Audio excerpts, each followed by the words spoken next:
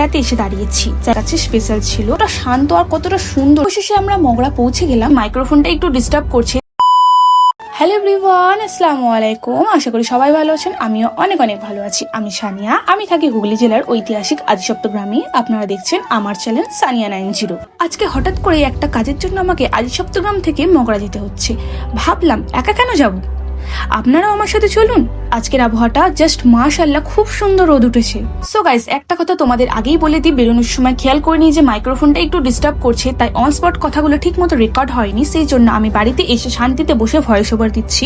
একটু কষ্ট করে মানিয়ে নেবে, ইনশাআল্লাহ পরের ভিডিওতে সব ঠিক হয়ে যাবে। অবশেষে আমরা মগরা পৌঁছে গেলাম। মগরা আসা মানেই আলাদাই ব্যস্ততা। এখানে রাস্তার দুপাশে কত রকমের দোকানপাট। আমার কিছু জরুরি কাজ ছিল, সেইগুলো সেরে নিলাম। মগরার এই ব্যস্ততার রাস্তা পেরিয়ে আমরা পৌঁছে গেলাম একটা সুন্দর শান্তির রাস্তা। মাইকটা কাজ করলে এখানে প্রকৃতির আওয়াজটা শোনাতাম। কতটা শান্ত আর কতটা সুন্দর, চারিদিকে সবুজ আর মাঝখানে রাস্তা। কিন্তু আর সেই সুযোগ আজকে হলো না। আমরা আদিসপ্ত গ্রাম থেকে মগরা পেরিয়ে এখন হয়রাতে এসে দাঁড়িয়েছি। জায়গাটা দেখুন কি শান্ত আর নিরিবিলি। এখানে আমরা দাঁড়ালাম আর কয়েকটা ছবিও তুললাম।